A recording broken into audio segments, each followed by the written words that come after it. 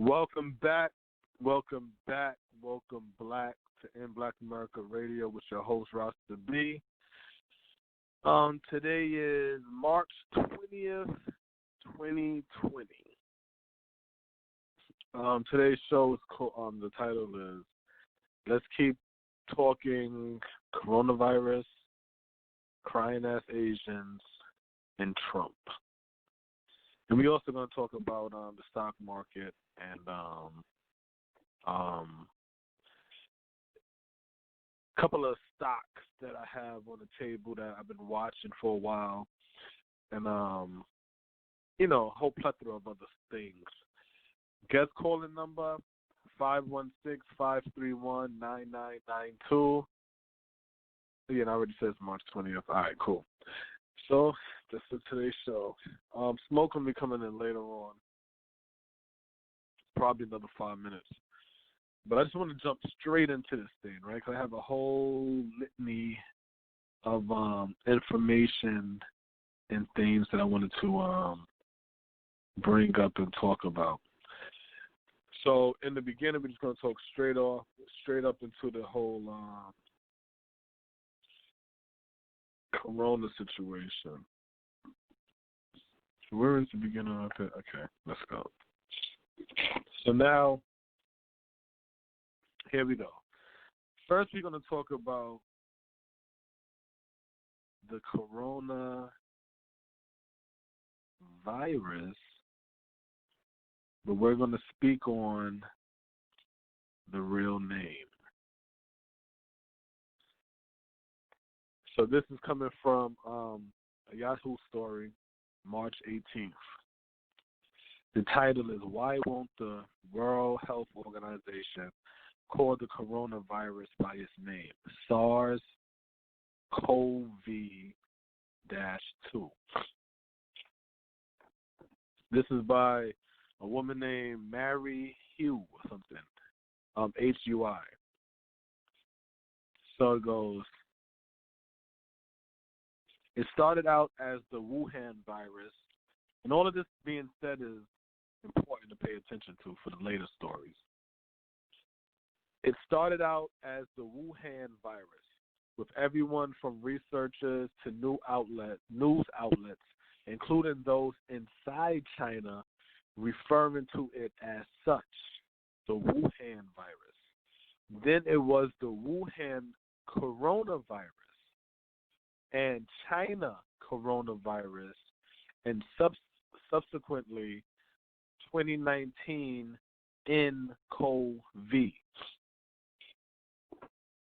Finally, on February the 11th, the World Health Organization, WHO, gave the disease an official name, COVID-19. To be clear, COVID-19 refers to the disease. CO refers to corona. VI is virus, and D is disease. So COVID-19 is coronavirus disease 19. The virus that caused the disease is SARS-CoV-2, coronavirus 2, which was named by the International Committee of Taxonomy of Viruses.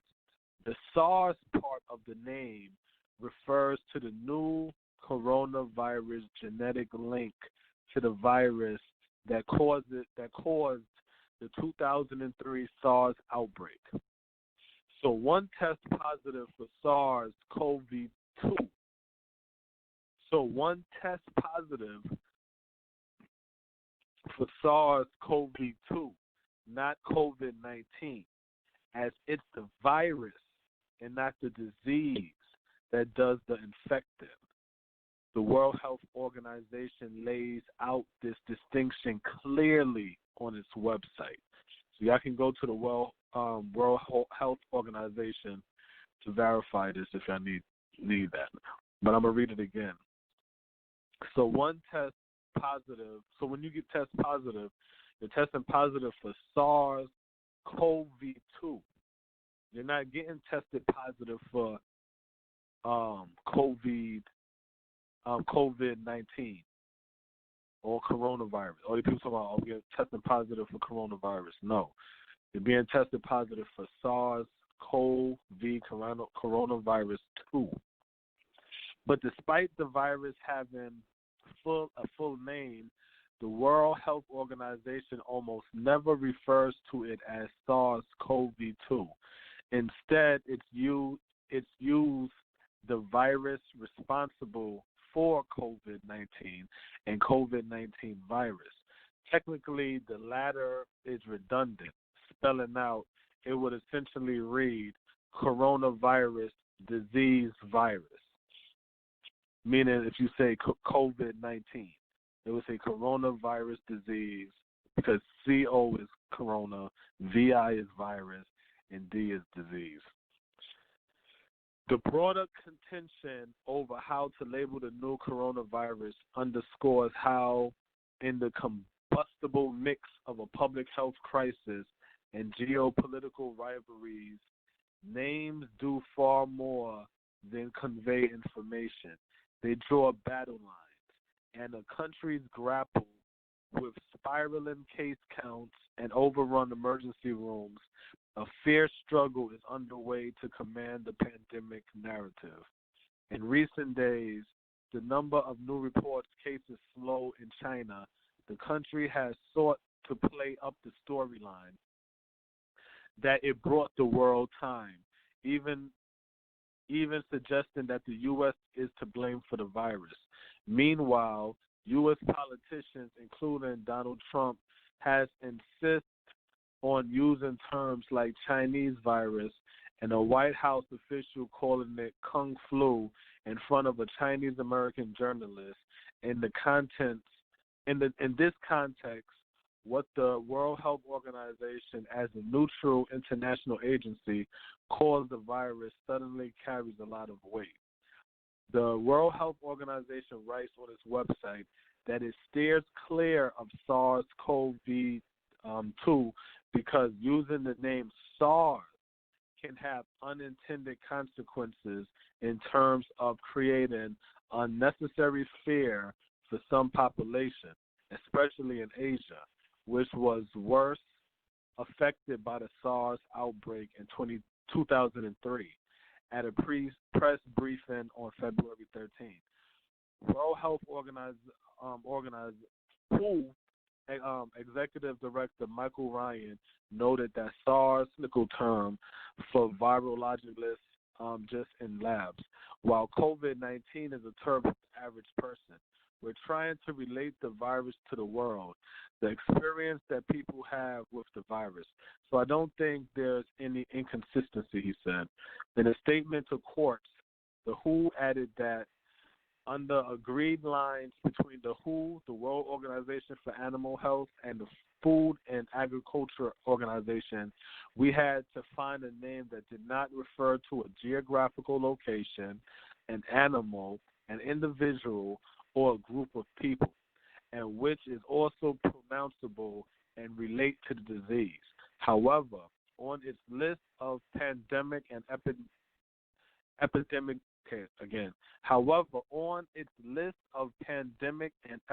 diseases, there are several other diseases that explicitly refer to a geographic location. Middle East Respiratory Syndrome, which is MERS, that everybody knows about. Lassa fever, referring to a town in Nigeria. And creamy Congo hemorrhagic fever. In journals like the Lancet and the New England Journal of Medicine, scientists use both COVID-19 and SARS-CoV-2 to refer to the disease and virus respectively, but never the WHO term COVID-19 virus. Similarly, in op-eds published by leading epidemiologists, skin doctor, scientists, the author are similarly insidious and distinguishing between the disease and the virus. So why is the WHO so reluctant to use the name SARS-CoV-2? Some have argued that SARS-CoV-2 as the name can cause confusion. In a letter published last month in The Lancet, 6 co-authors from China, including 3 from the Chinese Center of Disease Control and Prevention, argued that naming the novel coronavirus SARS-CoV-2 is truly misleading because it implies that it causes SARS or similar, especially for those without technical expertise in virology. The authors added that the name SARS-CoV-2 might have adverse effect on the social stability and economic development of countries experiencing the epidemic, as people develop panic at the thought of the reoccurrence of SARS. Instead, they propose naming the virus human coronavirus 2019 or HCOV-19, H-COVID-19. So H being human, CO being corona, V being virus 19. Responding directly to the letter a month later, a group of 12 scientists based in U.S., Hong Kong, and mainland China argued that SARS-CoV-2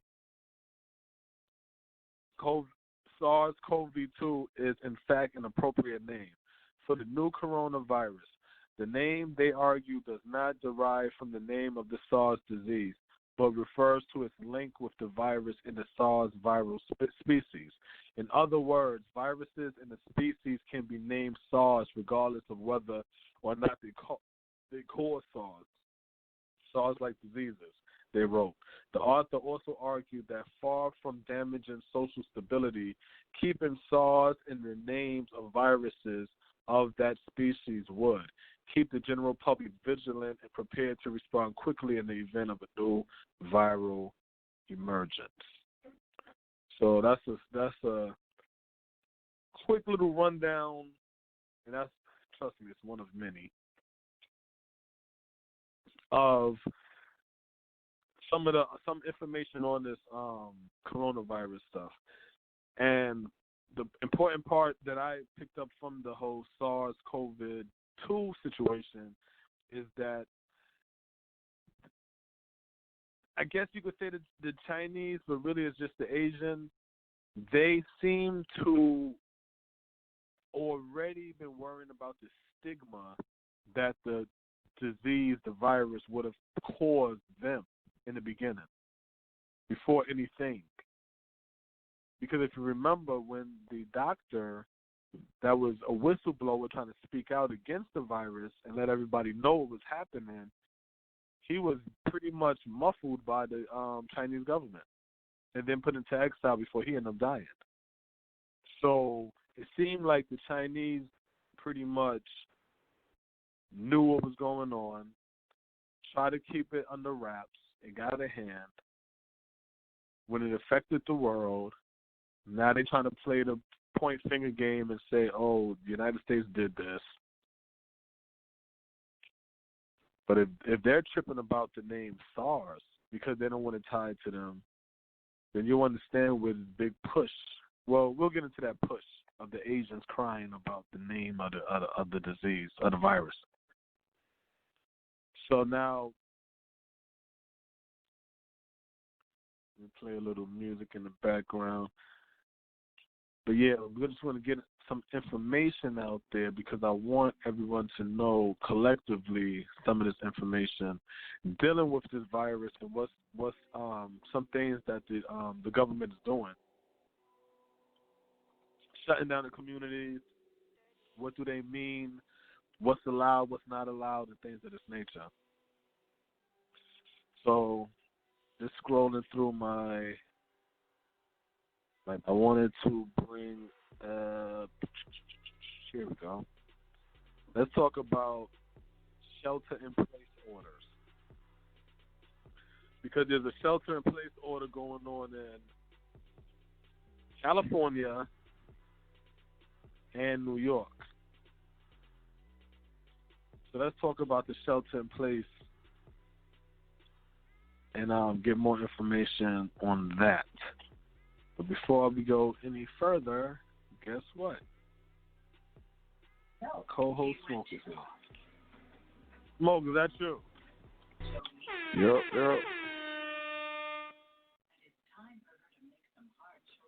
Good, man. Shit, man. Trying to stay away from the virus.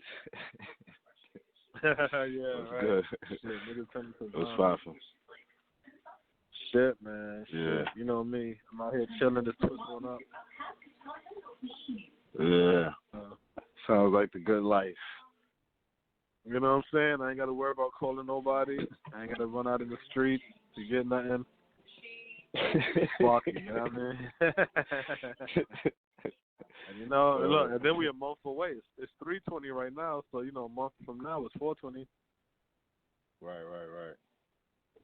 Full talk. Yeah, so there's gonna be some. $4. There's gonna be some lonely people. There's gonna be some lonely people, boy, if they start doing some more shutdowns. Yeah, man, it's going crazy. I mean, they eventually going to, you know what I mean? Unless they have some sort of, vaccine or something to that effect that's, you know what I'm saying, going to nip some of these cases in the bud. But it's pretty much like once these, the availability of tests come through, then you're going to start seeing the cases going up. I noticed that a lot of the cases that they say is cases ain't even cases. What happening is they're erroring on the side of caution. So if you go inside there now and you answer the right question, the question is the right way, then you're going to be quarantined and labeled as a potential, you know what I mean, virus carrier or whatever. And then you know how America is, a bunch of copycats and hypochondriacs. So there's going to be some attention-seeking ass people that's up there like, yeah, I feel sick too, just so they can cry on the phone to their family. And I got corona, you treating me like this? And it's like, you know, wasting up bed space, you know what I'm saying? You know how that shit goes. Nah, yeah. You know how that shit goes. I mean, because, basically it's like, you know, it's the end of the winter, you know, like first day of spring, so, you know, it's the time that people normally have colds and shit like that, and then you got the pollen coming in. So a lot of those, like, you know, like I guess it was side effects or whatever, it's like the same as, like, you know, as the COVID-19 and all that stuff. You know what I mean? They have some of the same similar traits or whatever, like coughing, a dry cough. That could be any of those things, you know what I'm saying? It could be pollen. It could be a common cold. It could be the flu, you know what I mean? Fever, same thing, you know what I'm saying? It's like some of those things, so you got people that's panicking because they dealing with one of those issues and they feel like, you know, they got the coronavirus, so they got to go into the hospitals. Hospitals will come overcrowded. People that really got it, they can't get in there. You know what I'm saying? That's pretty much what's happening, like in the big cities or whatever. Like in the smaller cities, they don't got the test. So as the week goes on, they opening up budgets for the for the tests or whatever, and making them more available. Now you're gonna start seeing like the smaller cities that's getting them last. They numbers start climbing up or whatever. You know what I'm saying? So eventually, you know what I mean, it's gonna be a shutdown. You know what I'm saying? Even if it's like for a week or a couple of weeks, where it's like, all right, everybody stay home. You got this. It's probably gonna be some type of protocol if you work. You know what I mean? Some shit like that. Well, you know what? Return to work. I got a story on that shit right here. I got a whole bunch of corona stories just to inform everybody. Any and everybody listening, you know what I'm saying? So this title right here is called, Can You Leave Home with Shelter-in-Place Order in Effect During Corona Crisis? Yes, under certain circumstances. So they go, some local, state, and federal agencies have turned to drastic measures to try to contain the spread of the novel coronavirus. 6 counties in San Francisco Bay Area in California on Monday were put under a shelter-in-place order that went into effect Tuesday when U.S. cases eclipsed 6,300 and the death toll surpassed 100. In New York, Bill de Blasio said he's considering the same thing, but as we know, they did that as of today. So one of the questions, can I leave my house? Yes, under certain circumstances. According to the order released by the San Francisco Department, people can leave their homes to perform any of 5 essential activities, though people who are at high risk of severe illness and people who are already sick are urged to stay home. According to the order, the essential activities are engaging in or performing tasks essential to health and safety or to the health and safety of family household members. This includes pets. Examples include picking up medicine, visiting a doctor, or getting supplies to work from home. Obtaining necessary. Now this is number 2. Obtaining necessary supplies or to deliver supplies to others. Things like groceries count here. Number 3. So if you got to drop food off to something to your loved ones or whatever, you're able to do that. Going for a run, a hike, or other outdoor activity as long as proper social distancing is observed. To care for a family member or pet in another household, perform work at an essential business, or perform minimal basic operation. And then they say, what is essential business? Most deal with health care. And pretty much that's something that deals on a state-by-state basis.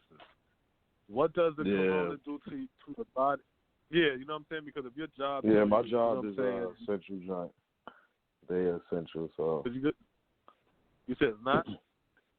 It is. So, they was giving out letters for, people who... Because some of our shifts run... out here, it's an 11 o'clock curfew. So, some of the shifts run later than that and shit like that. So, they gave, a letter. You work for blah, blah, blah. It's if you get questioned by police or some shit like that if you're on the roads or whatever. I mean, I don't work a late schedule, so it really don't matter to me. But they was telling us that, maybe a couple of days ago, our job is determined to be essential business or whatever. So, you know what I mean? Basically, got to keep clearing shipments and shit like that, certain shit. Yeah, but I seen, they have, an order for the, on the Canadian border, between the Canada and U.S., they not having, movement between the border unless it's, essential shit, I guess I was about to say, I thought it's essential along shit those was lines. moving on. Yeah, along those lines. So I'm pretty sure it's gonna be like that for all the borders. It's just get it out the way. Get what you need to get done now. You know what I'm saying? Because once it start, the other cities start going under the shelter orders and things like that. You're gonna have to take a pause. You know what I'm saying? Yeah, but I don't think everything ain't gonna stop. The truckers are still gonna be doing what they got to do, but you still got to get shit going to one place to another. You know what I'm saying? I mean, it's still gonna be the some banks, people that still work. The banks, the hospitals, all those type things still gonna be going. It's basically for you to, to limit the risk of supposedly. It's basically a skeleton shift. Shit. Right. That's a good way to put it. Yeah, that's what's going on. The United States government is on a skeleton shift. Majority of people working from home, and if you got laid off or something like that or can't work, then you got to sit down. You know what I'm saying? Until everything gets fixed, and the end. You know what I'm saying? But it's basically a skeleton shift. What's going on? So yeah. So there it goes. What about other businesses? And we pretty much said this. But what about other businesses? Even businesses that aren't considered essential can remain open as long as employees are performing minimum basic operations, according to the Department of Public Health. The minimum necessary activities to maintain the value of the business inventory ensure security or for related functions. The minimum necessary activities to facilitate employees of the business being able to continue to work remotely from their residence. How about first responders? First responders, emergency management personnel, emergency dispatchers, court personnel, law enforcement, and other working for or to support essential businesses are exempt from the order, meaning they'll be out and about doing their business. What's an essential government? Well, we already know. Anything dealing with essential government functions are services needed to ensure the continuing operation of the government agencies and provide for the health, safety, and welfare of the public. According to the order, nothing in the order can prohibit any person from performing an essential government function. So that's for anybody that listens to rumors that's saying, oh, they're going to stop this. They're going to stop food stamps. They're going to stop your WIC. They're going to stop your this. They're going to stop your that. None of that's true because these are businesses that's still going to be running. These are operations that's still going to be running. How does the order define social distancing? The order falls in line with the other recommendations. Social distancing includes maintaining at least 6 feet from other individuals, wash your hands with soap and water for at least 20 seconds, as frequently as possible, or using a hand sanitizer, covering coughs and sneezes, regularly cleaning hand-touch surfaces, and not shaking hands, the order say. And then they say, is there a punishment? Yeah, right? Say we've been doing. So they say, is there a punishment for ignoring the order? And they like, as of now, it's a misdemeanor, punishable by a fine, imprisonment, or both. So that's the shelter-in-place order. Yeah, basically you can't be bullshitting around in the streets right now. You ain't going to be hanging out at the bars, you know what I mean? You ain't going to be just chilling with your homies. You ain't going to be riding around doing nothing. Everything else is kind of but you can't, no. You can ride around and do nothing, though. Yeah, you can ride around and do nothing. Yeah, it's just you can't really hang out. Because if you hang out, it's like you can't just say I'm going to I feel you. Yeah. Technically you can. You still can do that. Right. You can still do that. And that's that. And I want that information out because you know how it goes when it comes to black people. We start listening to the fearmongers. And then the fearmongers start telling us shit, you know what I'm saying? Oh, this is martial law. They coming to do this, they coming to do that. And then we'll start getting eaten up with that shit and start believing all kind of silly shit. And you know what I'm saying? Yeah, that's happening with the gun market. You know what I'm saying? Like, you know, I haven't been in a gun store myself, you know what I'm saying? But I thought about it. I was like, I should go up there and give you some bullets. I'm like, you don't need that, you know what I'm saying? But anyway, I'm like in my YouTube feed, I get a lot of gun videos where I'll be watching reviews and shit like that, whatever. So, you know, I'm watching how the gun. They had this one guy on there. I forget his name, but he was talking about this website how every time some shit be going on, they start price gouging their bullets. So he like, this is a $10 box of 50 bullets, 9mm or something like that. I think it was 9mm, 50 in a box. It's normally like $10, but they got some shits on there for $39. I'm watching another video. I'm watching another video. The guy, he go in the store. You know, he got his channel. He go inside the gun store. They got all that shit is cleared out. You know, they still got some guns up there, but everything is cleared. He putting over the case. You know, you can see where the displays was at, but ain't no gun in there. Mad at that shit is like that. They can't keep nothing in there. I'm watching other joints where it's like people, they're like, being that, this coronavirus is going around, or, I just felt like I was on the fence before, and they, and they just showing people like that where it's just like, they doing that. So, it's like that with the guns. It's like that with toilet tissue and all type of disinfectant supplies. You go in the store, it's bare in all the stores. Like, it's weird. Like, wow. Because people stupid. That's why. Because people stupid.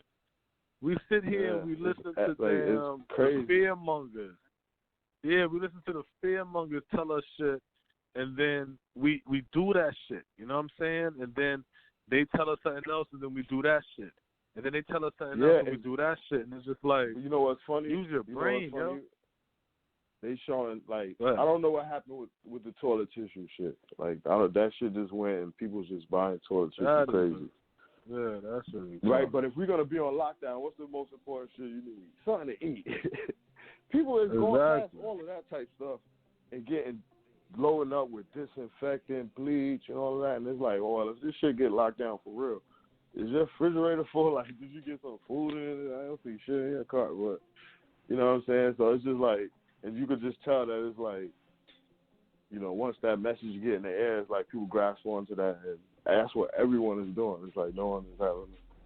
You see other supplies like, oh, damn, y'all. You would think like, oh, they taking everything out of the stores, and you go in there, you're like, oh, there's a lot of shit. You just ain't getting no toilet tissue right now, but they got paper towels everywhere, and it's like, what? If anything, grab you some paper towels. But whatever. Yeah, the reason why, because the shit. I don't know if I said it last week. I might have said it, but it's like the patty pie shit. The demand increased so much that production got to triple the speed now to keep up. Right. But it's a manufactured demand. You know what I'm saying? It's not a real demand. So it's like now they got to keep up with that shit, and it's like all of that for what? I even seen on YouTube and shit. They show some white family, the kid got the tissue and put that shit in the tub with water. You know what I'm saying? With toys and all kinds of shit like that. Like, y'all wasting tissue and shit. And the funny thing about it is you talking about the tissue shit. Cause I was gonna hit you with another Corona fun fact, but I'm gonna hit you with this one right here before the tissue and all that shit like that. So peep this. Costco is now, this is a story, Costco is now refusing returns on in-demand items like rice and toilet paper. So they say, this is from Women's Health. They say notices posted at Costco this week indicate the store is no longer accepting returns on key items that many are stocking up at the wake of the coronavirus pandemic.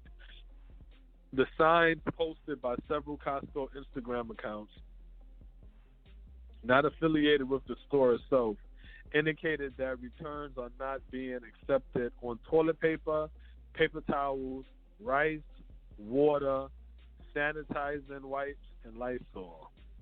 It's not clear if the new policy is store by store or part of a national corporate push. Costco announced limits earlier this week on certain items that have seen a spike in purchases as customers stock up. This could be part of that policy, but we've reached out to Costco for more information. For the time being, it's best to refer to your local Costco for more information. Regardless, commenters have positive things to say about the new policy, blah, blah, blah, blah, blah. But yeah, I found that story funny, and it's funny that you said that, yeah, because you could tell a lot of these fools, once the next shipment come in of the toilet papers and all that shit like that, which it is coming in and shit like that, that's you know, I'm going to get into that later, but once all of that shit balanced back out, yeah, all them fools going to be having all that tissue and all that hand sanitizer shit, and they're going to be like, yo, you know what? Yeah. Let's go to Costco and get our money back for this shit. And they're going to be like, hell no, keep that shit. And also that price changes. And price changes. Yeah. So nigga might have got that shit for the cheap. And then, you know, with this shit going on, they're going to increase the price, even if it's a few cents. You know what I'm saying? You got a lot of that shit. You come back and return it back. That's a little quick. Bung. You know what I mean? Make you a few dollars and shit. So it's all type of hustles right now. So it's like, and anytime like, you know, you start getting shit going haywire, there's somebody somewhere trying to make some bread off of that shit. You know what I'm saying? That's how it is right there. Yeah, they had to do it in Indiana. He had all of the a bunch of a garage full of hand sanitizer, and he was pricing it on Amazon. They came and made him take all his shit down. Now he had to get his shit away. Like, don't be greedy, man. Just take it up a few cents. 50 cents, $1, you would have been good. This nigga selling shit for, you know what I'm saying? $10. It was $3. You know what I'm saying, or some shit like that. Crazy. What you gonna do it for that all them bottles of shit anyway? Yeah. Sell that shit for a good price. He donated it. Sell that shit for a good price to get rid of that work. And now you got cash and the people got their product. Damn. Now you gotta hold on. You just make you a few dollars. Give to the needy. Like, I made me about $200, $300, $500 off that. You know what I'm saying? Some shit like that. I ain't trying to rape when you try to rape somebody, they gonna come for you. Can't be greedy. Yeah. Can't be greedy. So here we got another. I got some more Corona information and shit like that. So this one right here is a question and answer with Dr. Kavita Patel. So this is I'm reading from a transcript. So this one here goes like this. They're talking about could you start with the latest news that we have on how the virus spreads, symptoms, and best way to prevent it from spreading? You hear a lot of people say quarantine for 14 days, and that's because the majority of people who have had the illness had an incubation period for, we believe, about 14 days. But the truth is, the science is telling us that the range in the incubation period is from 5 days all the way to 37 days. So being quarantined for 14 days is good for probably 95% of people. But there's still people who could get sick after those 14 days if they had come into close contact with someone with coronavirus. You'll hear the most common symptoms are lower respiratory. Lower respiratory is usually a dry cough, but not too much of a mucousy cough. And then this feeling of, gosh, it's hard to breathe, or I feel like something's wrong with my chest. None of these are 100% true, but that's the majority. And the people have reported fevers. In adults, we generally will say you've got a fever if you're over about 99.5 degrees. But do not automatically check your temperature. See 99.6 degrees and worry. Meaning don't look at your temperature and see 99.6 degrees and worry. It's just something that we get classified for many people as a low-grade fever. If you do take precaution, this is an incredible contagious virus. It's novel because we know that it is also smart, and it changes its own genomic patterns. And here's really the kicker. We don't have a known treatment today.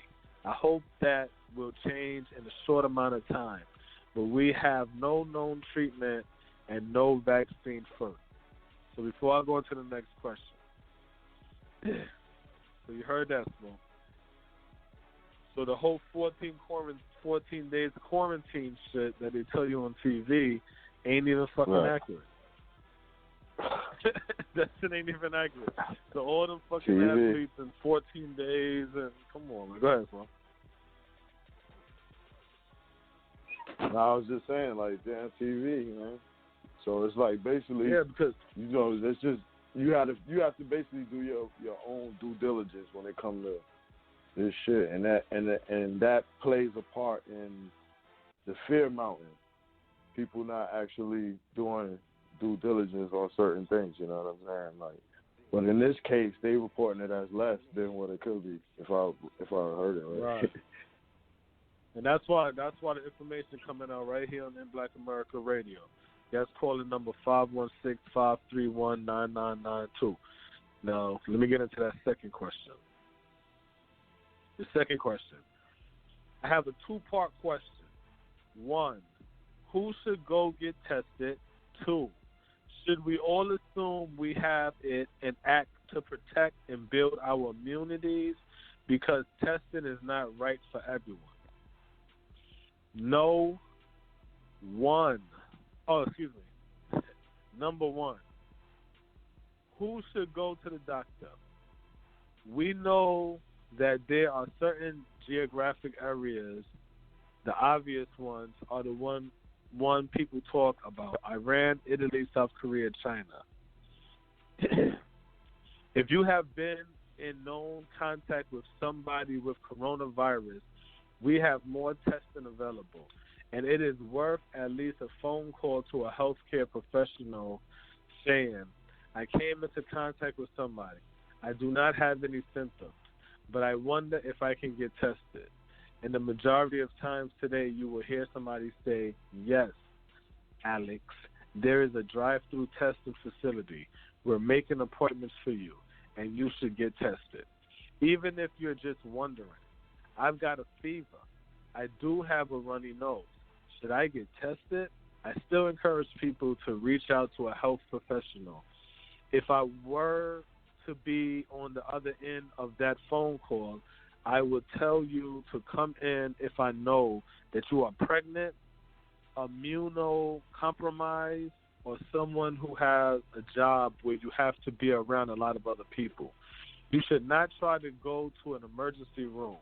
You should not try to show up in person to a clinic, because either you can unintentionally get sick from people who are there, or you can unintentionally get others sick because of the large crowd.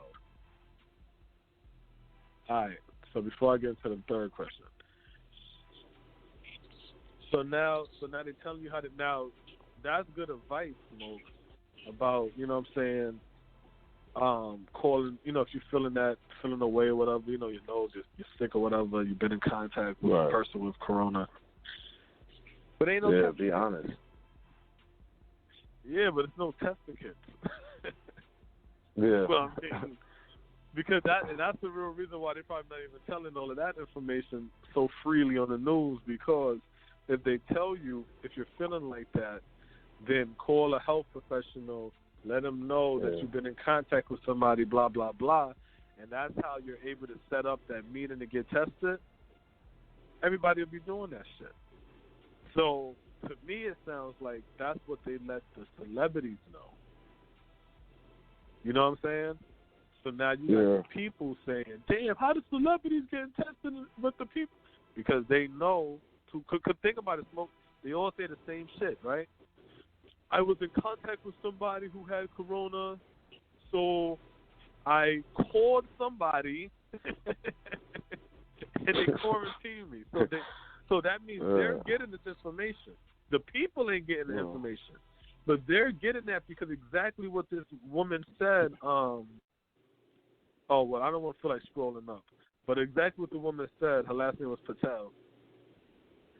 In this question and answering about coronavirus is the exact same thing that the celebrities and the athletes and the rich people is doing. And they say the same shit. I was in contact with somebody. They never tell you who. They just know I was in contact with somebody. They have access to the test, pretty much, because there's limitations to that shit. So we're in capitalistic America. You know what I'm saying? So the rich niggas going to get access to the shit first. So, you know, pretty much because, like, when... Huh? Well, I know what I was saying was I don't even think it's that, because I'm going to read the line again. It says, if you have been in known contact with somebody with coronavirus, we have more testing available. It is worth at least a phone call to a healthcare professional saying, I came in contact with somebody, I do not have any symptoms, but I wonder if I can get tested. And the majority of times today, you will hear somebody say yes. So I'm thinking it's not that they're giving that the people with money is getting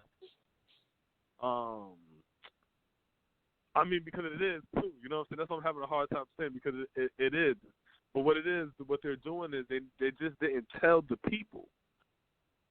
I understand what you're saying.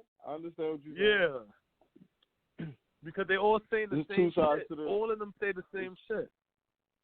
Yeah, because what I was going to reference was really more so like 2 weeks ago. So, because it was in the sense of like, because as the days go by, availability and shit like that becomes more, it gets more available for everybody, like the test and whatever they're trying to do. But back when the NBA players got the positive, it was a Oklahoma City game versus the Jazz. They canceled the game. As they coming out, they figure out one of the Jazz players, Rudy Gobert, got the virus or whatever. He was the guy that was joking around, touching the reporters' mics and shit like that. Like the week before that, right, joking about it. All right, so when they did that shit, they quarantined both teams. And they start giving them niggas that shit then.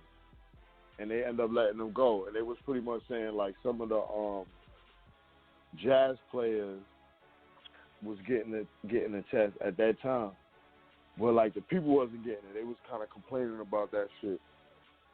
Right. Like how, like, it wasn't even a complaint. It was just a stat. And it was just basically saying, like, out of the tests that was available at that time, the majority of them went to that game, basically.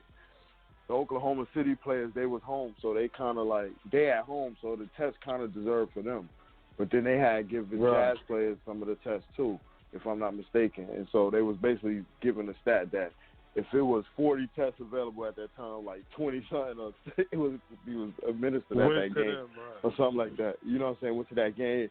One of the referees ended up having to get a test and shit like that. So a lot of them went to that one specific game and shit. If it was like 100 tests or whatever, a certain amount went there. You know what I'm saying? Right. But that was like 2 weeks ago. You know what I'm saying? So I'm assuming that article is more, more current and shit.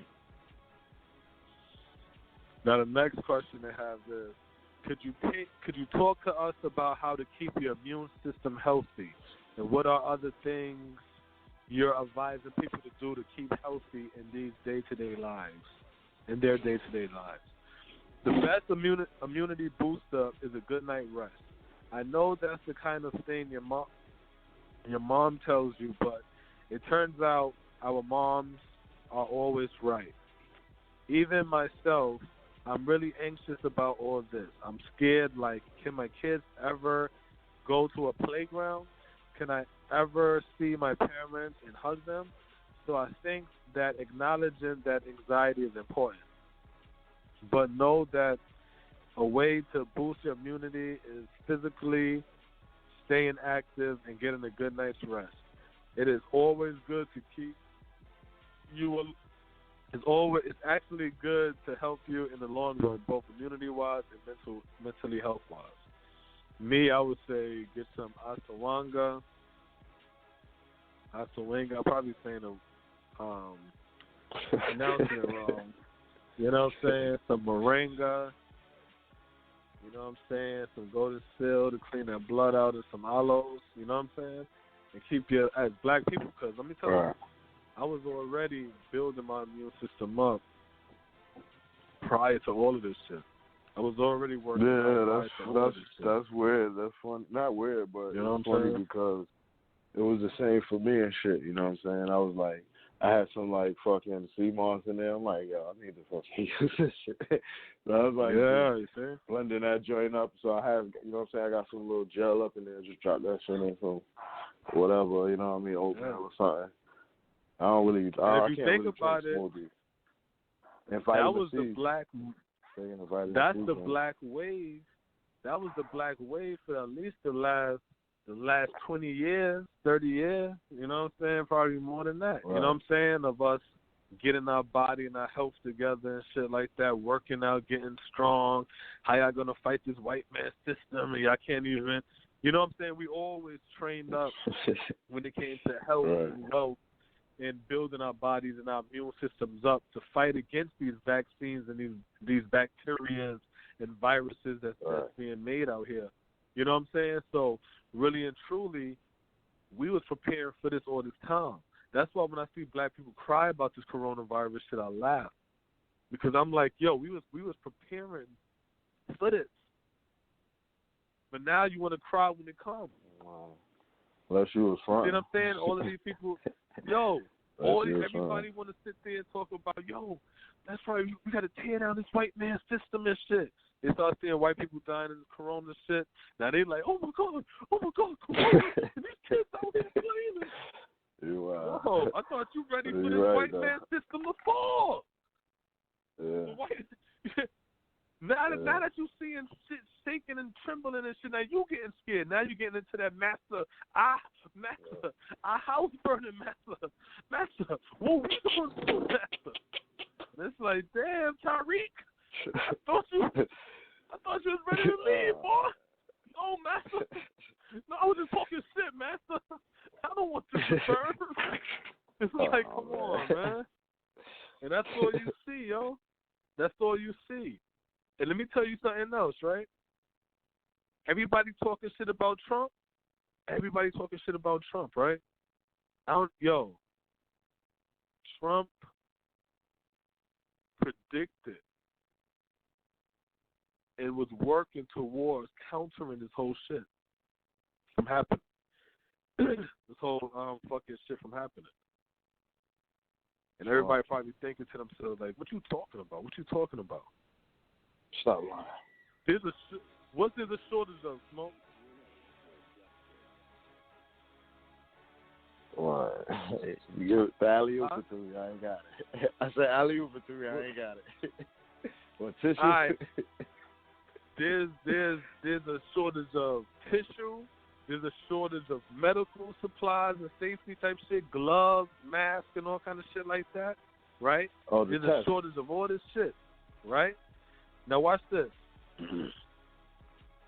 What Trump said in the beginning when he first came into office, we got to bring back manufacturing to America, right? Right. Didn't he say that? Definitely. We got to start making shit here in America, right? All of this shit he said, and everybody laughing and, oh, this nigga talking about breaking manufacturing and making shit. Who making shit in America? Like, what the fuck you talking about, Trump? And guess what? When that fucking virus hit China, the manufacturing country of the world, and they had to shut production, everybody around the world got fucked up. Now you got Tesla saying we'll make ventilation. Like, ventilators or whatever. And you got 3M pumping out the fucking mask and shit. You got Amazon now talking about we ain't taking no other product except essential shit like the mask and shit to ship around the world. You know what I'm saying? Efficiently and shit, and around America and shit efficiently. So what happened is Trump was right. Yeah. Open up some factories, start making shit in the goddamn country again instead of relying on people. Now, on the black side of the shit, that's where we could have been powerful at. Because Trump then was saying this shit when he first came into office. So let's say this 2017, Smoke, right? And let's say we're in a position. We in this position now. Now, again, we play straight make-believe. Straight make-believe. We come out the Bush administration, right, with a little bit of bread. We get into the Barack Obama administration. But let's say he moving righteous, right? Now we getting a lot of protections and a lot of different leeways and shit to let us, you know what I'm saying, protect us in the country type shit as we build. We building our economy for 8 fucking years, right? 8 years now we building our economy. That's factories. That's creating shit, right? Making things. Whatever any other race makes, there's a black version of it. I don't care if it's a spoon. I don't care if it's a cup. I don't care what it is. I don't care if it's a brown paper bag. There's a black company that make brown paper bags too. You understand what I'm saying? So now we coming out the election 2016, Trump become president. Trump like, yo, green lighting factories and all that shit. So now, financially, we got the bread now. The business class now have their money up. Now they buying up these factories and shit. Producing shit. 2017, producing shit. Selling shit, shipping it around the world. 2018, 2019, 2020. The coronavirus hits. China shuts down. We don't have any more masks. Who can make masks? Black America can make masks. Black America can make suits. Black Americans can make ventilators. Black America can make, because we have the factories and that. You understand that? Yeah. Now, Facts, yeah. all these nations now and all these different countries, now they're sending their money towards Black America. From building from, and I'm talking from Barack Obama now, all the way up. But see, shit like that can't happen. And it's always going to be make-believe and fantasy because we focus on HBCUs, which create workers. And people who want to challenge and fight to be in spots and positions within the white world. The white corporate world, I should say. Because when I say white, I'm not talking about white people. White people,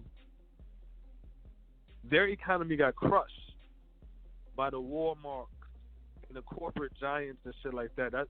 When you talk here, I'm talking about the mom and pop shops. They are crushed. They don't got the economy, and black people don't got the economy either.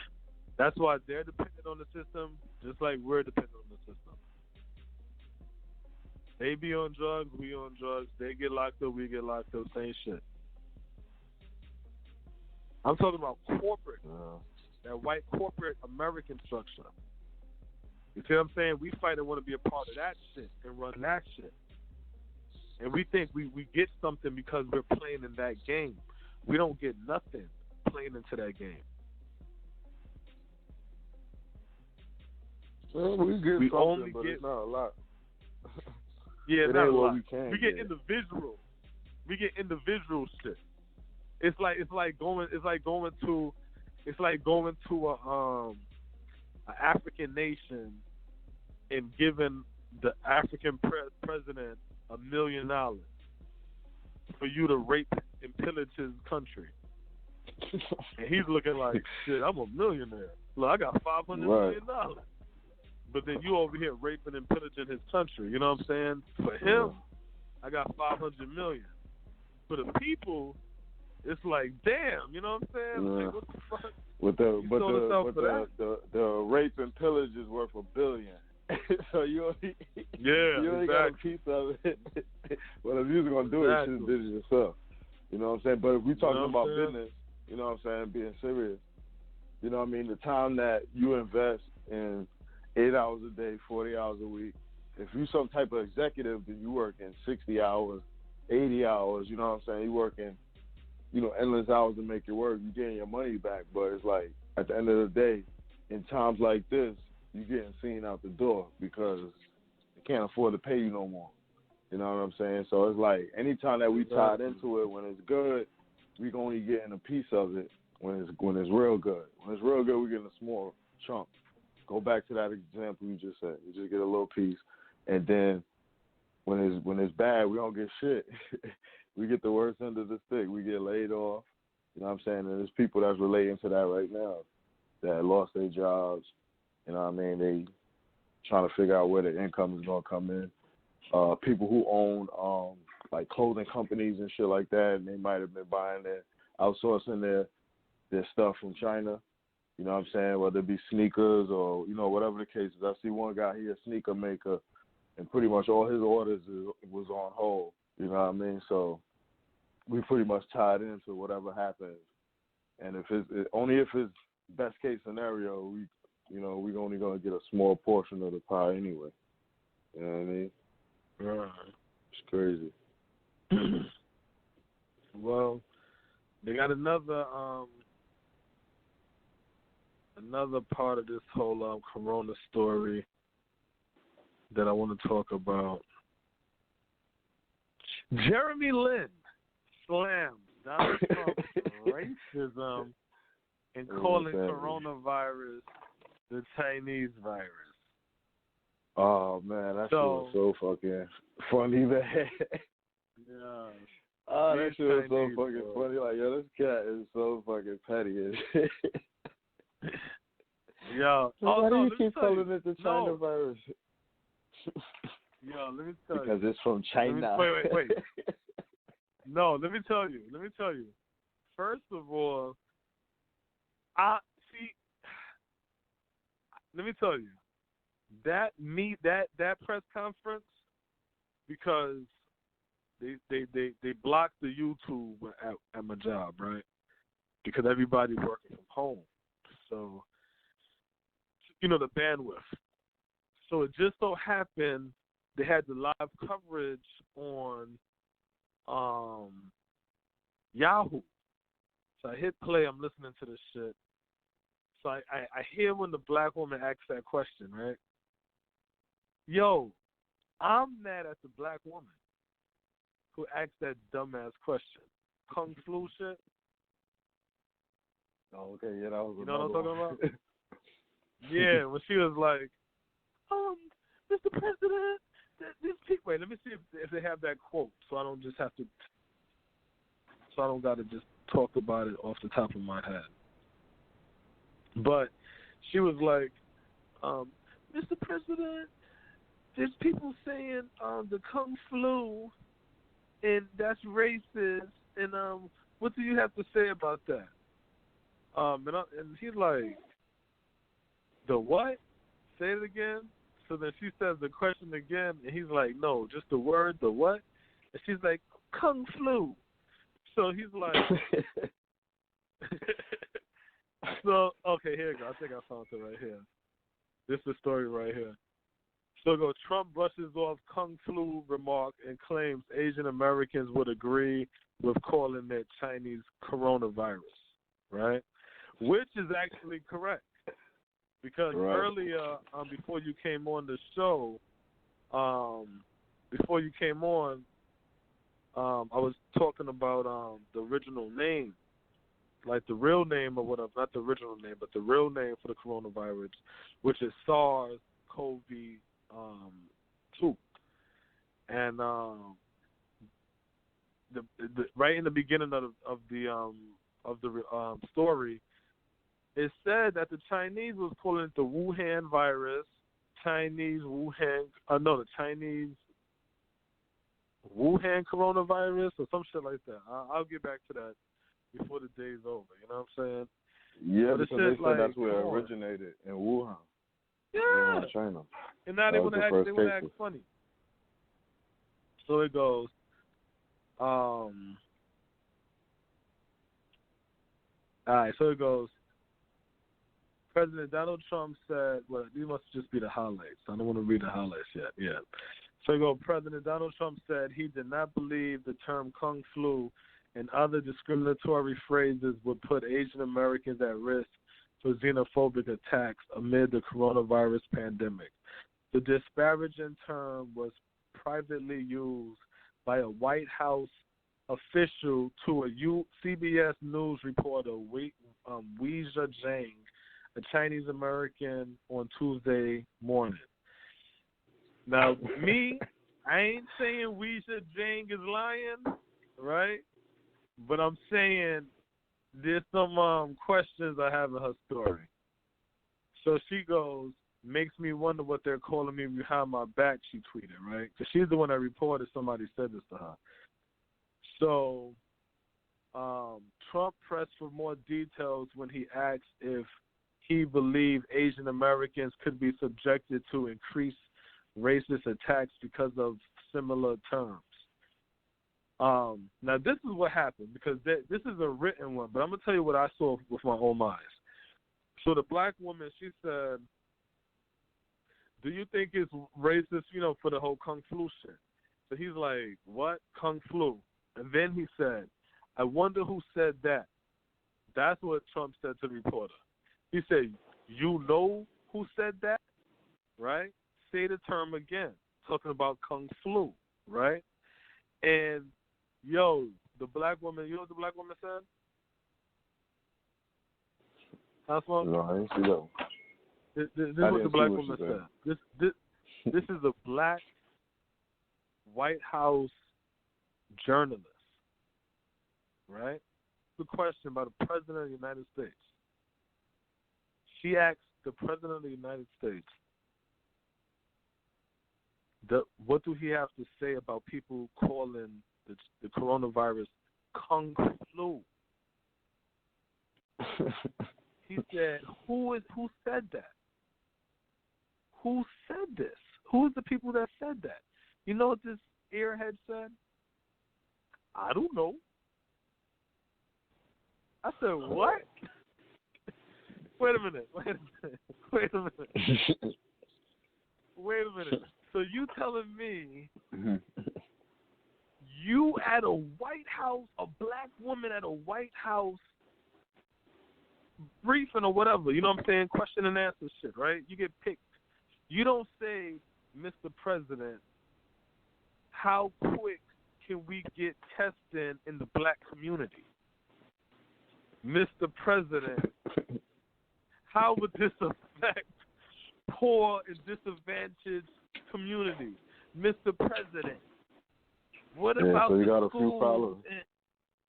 You see what I'm saying? Got a few problems with this chick asked a question, a Facebook rumor or some shit that people on Facebook is calling the virus Kung Flu. And that's and you sit here and you ask the fucking president some shit like that, and then everybody takes the shit out of context now. But then you think her. about it, she represent how a lot of us would think. You know what I'm saying?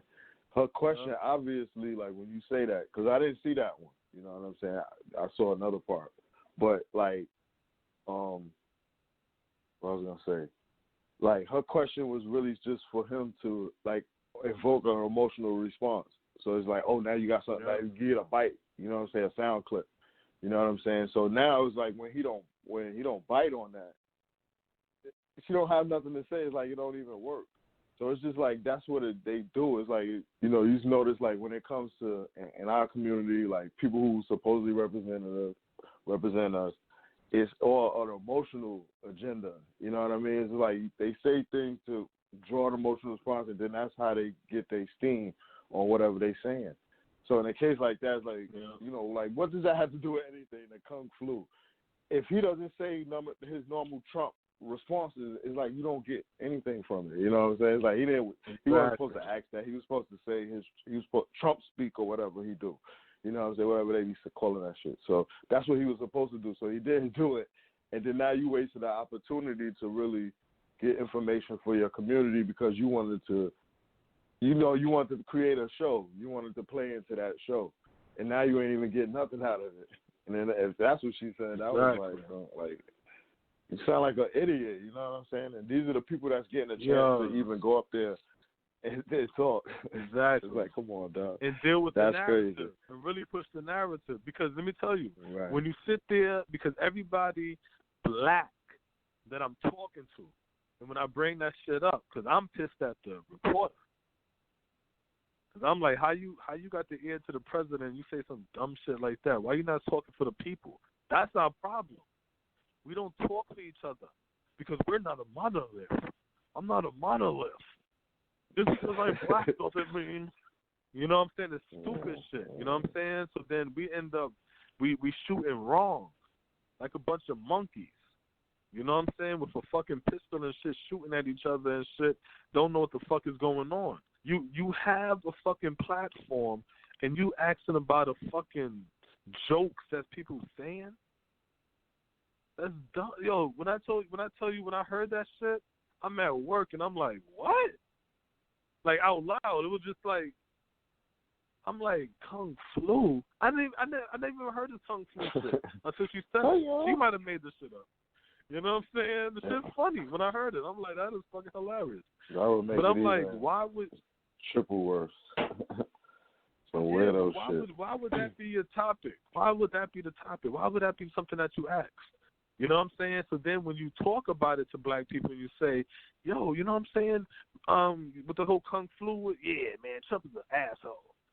You know, and it's just like, I want people to replay my clip because this gonna go viral. As soon as I ask him this question, he gonna jump jump down my throat. But that didn't happen. So now it's like, now you look silly, you know what I'm saying? But most importantly, because it's bigger than just a question, this is the platform that you're on, you know what I'm saying? Exactly. And we say like, yo, our voices don't get heard, I always blah, blah, blah, blah. But you see a clear opportunity where, you know, somebody like that would ask a question like that in that moment, you know what I'm saying? Remember, I always tell the story of when Barack was president, his second term, him going up against Romney. And him and Romney is on the stage, and it's a Latino woman in front of a black man. And both of them is about to ask a question. The Latino woman goes first. So she goes, Mr. President, what do you plan on doing for the 1 point whatever million Latinos in the country illegally? What do you plan on doing for them? And I'm like, oh, shit, hell yeah. I'm glad she went first because that's basically a layup. She can hit her question about her community, and then a black man can hit his question about the black community, his community. So Barack answered the question. You know what I'm saying? Yeah, right. Silly me, right? I'm all naive and shit. So now the black man come up and ask the question, and I can't remember exactly what the question was, but it was something stupid like, you know what I'm saying? Like, who would you rather play basketball with? Yeah. Like fried chicken or baked chicken. Fried chicken or baked chicken. Which one? Yeah. It was just some shit that I was like, what? Why would you ask? It's not like you went up first and you like, man, I ain't gonna ask this no black question in no forum like this. I'm gonna keep it light. And then you ask a dumb question, right. And then the Latino chick hit you with the immigration, and then it's like, damn, I should have asked something stronger. No, she hit you with some shit about illegal immigrants, and then our question to the president is some silly shit. And it's like, that's the problem. You know what I'm saying? And then we sit there and we complain and shit like little kids. And I'm like, no. Why would you ask that type of question? When it's your time to shine, when it's your time to ask the question. No, them white people ask questions that deals with their agenda. Black people were puppets, and we ask puppet-ass questions. You know what I'm saying? We don't ask that strong shit, that informative shit. The so-called leaders are supposed to tell us what to do. I don't got to ask them a question like that. What you mean? I got the politicians for that. I want to know how good this Trump shot is. That's what I want to know. I want to know. That's what I want to know. Come on, boy. But it's like, I want to know what's in your iPod. What's the first 5 songs in your iPod, Mr. President? You know what I'm saying? And yo, the thing is, you can go find these things. Like, you joking, but you can find these things about him. Yeah. You can go find this. That information is there. It's somebody who knows that shit. Like, oh no, nah, this the same. Like, come on, son. Like, we more into pop culture than our culture. Like, come on, son. Yeah. This shit is crazy, man. We made this nigga popular. Like, who cares about all that? I don't care what he do. I don't care what his dog name is. I don't care if he smokes squares.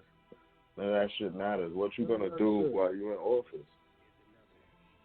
It'd be a waste of time. And see, so it's funny that you say that lady said that shit. Man. That's crazy. Yeah. So when I seen that shit happen again, I'm just like, yo, what the fuck is wrong with us? Why are we asking dumb questions? Why are we moved like that? That's so. Yo, when I tell you that shit irked me, that shit irked me. Because guess what? Them gays don't do that shit, yo. Them sissies don't do that shit. You're not gonna see them sit there and get the ear to somebody powerful and say, "Oh, would you let me bedazzle your jacket?" or some stupid shit. No. They're gonna put somebody on the line to push whatever agenda they're trying to push. You're not gonna see a women's group do that. Yeah, you're not gonna see a women's group do that. You're not gonna see a Latino group do that. You're not gonna see an Asian group do that. You're not gonna see a Jewish group do that. You're not going to see a communist group do that. You're not going to see a Republican or Democratic group do that. An independent group do that. You're not going to see a marijuana group do that. You're not going to see an animal rights group do that. You're not going to see a guns rights group do that.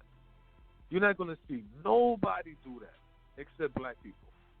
We're the only ones that's going to sit over here and bullshit opportunities and then complain when bullshit is happening.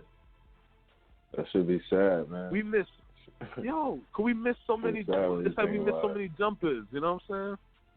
We miss so many jumpers, man, and it just gets tiresome because you can see it's a lie. You can see the bullshit now. You know what I'm saying? We're not kids. You can't fool. You can't trick me with the white man and the fear, and you can't do that no more. And these things become more blatant. As like, especially with a time like right now, like right exactly what's happening. It's like you got people out here with all this panic, people losing their jobs. Like, I mean, thankfully, I didn't lose my job, but I'm pretty sure somebody somewhere like, looking for answers to this shit. Like, well, when this gonna be over? So I can go back to work or get, and then they listening to a response, an answer like that. Like what? Like really? You know what I'm saying? It's like, come on, son. So it's like.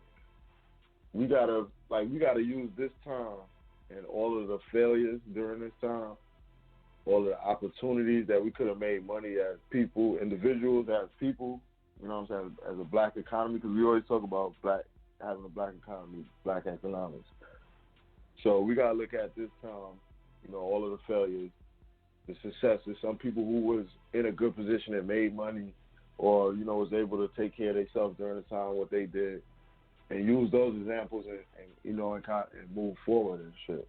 That's what we got to do. We can't keep concentrating on, you know, what Trump said. You know what I mean, unless it's something that has to do with that's impacting our community. We can't, you know, all of these small things that these fucking politicians are talking about.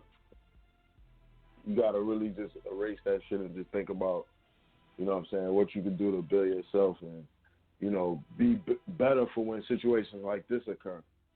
You know what I mean? But at the end of the day, we got to have a black... It's going to occur again. Because it always occurs. It's a fucking pattern. I don't understand how people don't see the pattern by now. You know what I'm saying? Or maybe I just keep on listening to the youth. You know what I'm saying? And the adults is too quiet. But I always try to remind people my age, yo. We went through this shit. Right now, the stock market dropped. What's happening? Black people out here is crying and scared, right? But nah, this is the time when you need to be sitting over here getting ready to capitalize off the stock market shit again. And don't buy no fucking airline stock. I keep hearing everybody talk some airline stock shit. You don't buy airline stock. You don't buy airline stocks. You don't buy cruises. You don't buy these stocks. Why? Because them stocks is down because they're tied into the corona shit. Meaning, I went on a cruise and got corona. Guess where I'm not going no more? A cruise. So why the fuck would you know what I'm saying? That makes no sense. Airline. I went put money in the airline stock. Why? Because the airline stocks are going to have to get bailed out by the government. When the airline stocks get bailed out by the government going to have equity in the airline's company. So guess what? the government owns the airline. You're not going to make no money. How do I know that? Because that's what happened with General Motors. General Motors. That's what happened with General Motors, right? Chevy or one of them? GM. Chevy's General Motors, right? GM, right? GM, yeah, GM. Yeah, that's what happened with GM. That's what I'm saying. Like, it's a pattern. Man, they took the bailout We money. don't see the pattern. For the Yeah, with the whole bailout too. And see, the thing is, we don't get the shit because we don't watch the pattern. We don't watch the pattern, and it's not your fault, black people. The people. It's not your fault. It's the people that y'all listen to. They the ones that's misguiding y'all and got y'all chasing Duffy and chasing ghosts. Yeah, it's not the people. Y'all, the reason why you think the way you think, the reason why you moving the way you moving and confused out here and trying to figure out how the fuck to get up, you know what I'm saying? But you keep on falling down. Yeah. It's because the people I know you sometimes you don't want to sound like a smarty arty nigga, like, yo, y'all dumbass niggas, smart enough niggas. Yeah. Like, nah. But a lot of times it's just the things that we look for, the guidance, what you're supposed to normally look for. Oh, you know, I look to my neighborhood politician, or I look to this person or that person to see what we doing in black affairs. You know what I'm saying? That's how it's supposed to work. But the reality is it don't work like that for us. And a lot of the people that's, you know, like you have these institutions that, you know, that's talking, you know what I mean, that they know that already. So they basically playing into that same game. You know what I'm saying? They trying to sell you some shit. They trying to get these, because they know that, all right, this ain't changing, so I'm going to keep you in a certain realm. You know what I mean? But so, yeah, man. Shit wicked out here. Yeah, it's all good. That's the whole shit, and that's why because me and my sister, we had a whole debate about it. She's a lawyer, and I was telling her, I was like, she said, no, you do blame the people, because when do they take accountability for their action? And I said, no, you never blame the people, because they're only doing, the people is the reflection of the politics. If you got good politics, then you're going to see it reflected in the people. If you have bad politics or bad leadership, then you're going to see that reflected in the people. You can't blame the people for the conditions that you have me in and what I end up becoming. You know what I'm saying? And even though that sounds like you have no accountability for your action, I'm supposed to act. No, I'm not saying that. Yeah, but you speaking, you know what like, I'm saying? People, the people as a whole, like black people as a whole, as a condition. Right. You know what I'm saying? She's speaking from like an individual standpoint. Because individually, you don't have no excuses. You know what I'm saying? You got to do what you got to do. But overall, as black people all together, because like we all in the same boat regardless. No. Before we even get to black people all together, you heard what you just said. You have to do what you have to do. And that is the condition. Because guess what? When I'm doing what I have to do to make it, you're looking at me and saying, but why you got to do that, brother? Yeah, no doubt. So I'm that person. When I'm sitting over here now and I'm doing this illegal activity or this thing, or if I'm working 12 jobs and not, you know what I'm saying, being able to see my family type shit like that, for the person on the outside looking in, they're going to look at that and be like, but that's the problem. If you wasn't doing that, and it's like, but I have to. To do what? To survive, to make it. I got to do what I got to do. So this is all conditioning. Because if the politics and the people in charge was doing what they were supposed to be doing, then that trickles down to the people, who is the blood and the soul of that economy. But when you're manipulating and you're taking advantage of the people and you're selling the people out short for your own private gain, you will let the schools fail. You will let the crime increase. You will let the liquor stores on every corner, you as mayors and as city councilmen who these stores have to get approval to be in the community. You understand what I'm saying? We talk about, these liquor stores on every corner. No, there's not liquor stores on it. They have to be approved. I never knew that, right?